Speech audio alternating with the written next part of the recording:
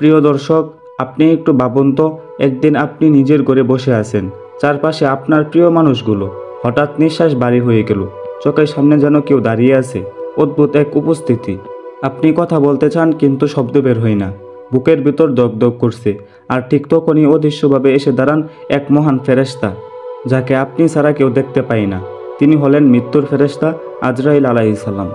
আজ আমরা জানব কে এই আজরাইল, কবে থেকে তার সৃষ্টি, কিভাবে তিনি আত্মা কবজ করেন এবং মৃত্যুর মুহূর্তে কি ঘটে আমাদের সাথে।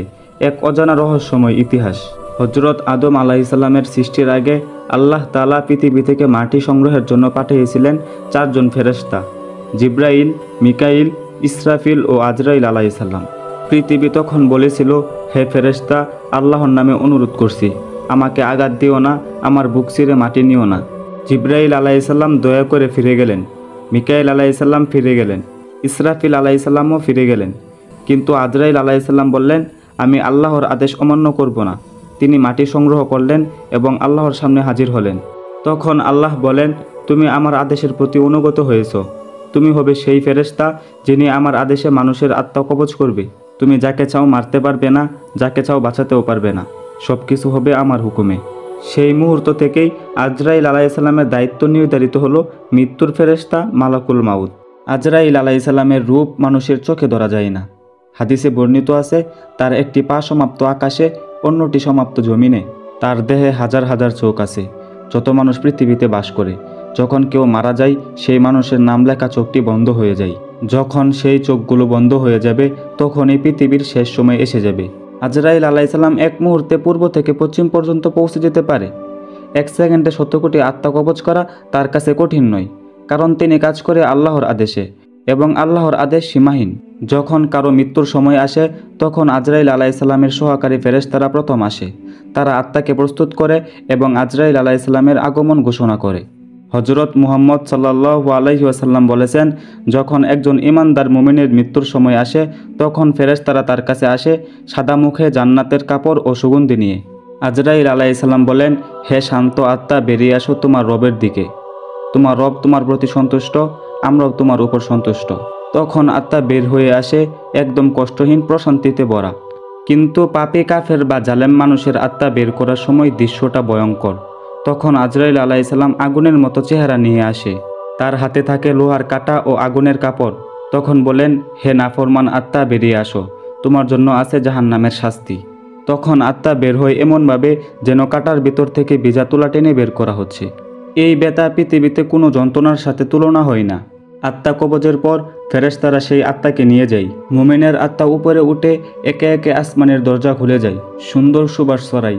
ফেরেশতারা বলে, এটি তো নেক মানুষের আত্মা, যার আত্মা জান্নাতের পথে যাচ্ছে।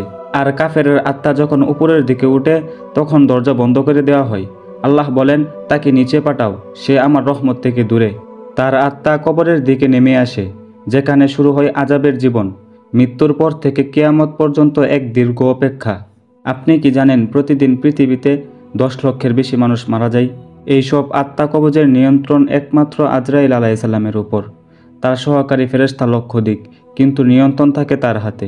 তার কাছে এক বিশাল নামলিপি আছে, যেখানে প্রতিটি মানুষের নাম, বয়স, মৃত্যুর স্থান ও সময় লেখা আছে। যখন কারোর মৃত্যুর সময় আসে, তখন সেই নামের উপর আলো জ্বলে ওঠে। আজরাইল আলাইসাল্লাম বলেন, এই বান্দার সময় এসে গেছে। তখন তিনি বা তার সহকারী ফেরেশতা চলে যান সেই স্থানে। আপনি যদি পাহাড়ের গুহায় থাকেন, সমুদ্রের তলে বা বিমানে, কোনো কিছুতেই তিনি বাধা পান না। মৃত্যু পৌঁছে যায় ঠিক সময়ে। রাসূল সাল্লাল্লাহু আলাইহি ওয়াসাল্লামের মৃত্যুর সময় আজরাইল আলাইসাল্লাম দরজায় এসে বলছিলেন, হে আল্লাহর রাসূল, আপনি অনুমতি দিলে আমি প্রবেশ করব। নবীজি বললেন, প্রবেশ করো। আজরাইল আলাইসাল্লাম এসে বললেন, হে রাসূল, আমি এমন ফেরেশতা যার কাছে কারো অনুমতি লাগে না, কিন্তু আপনার ক্ষেত্রে আল্লাহ নিজে আমাকে অনুমতি নিয়ে আসতে বলছেন। এরপর নবীজিও দুনিয়ার জীবন ত্যাগ করেছেন।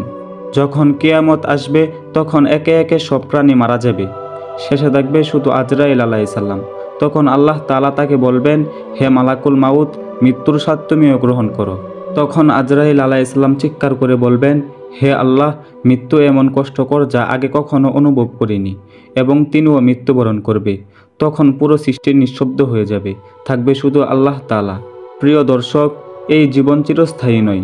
তুমি আমি সবাই একদিন আজরাইল আলাইসাল্লামের মুখোমুখি হব।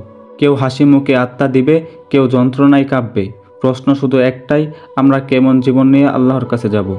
আল্লাহ আমাদের সেই দিন সহজ করে দিক, যেই দিন আমাদের সামনে মৃত্যুর ফেরেশতা দাঁড়াবে। আমিন।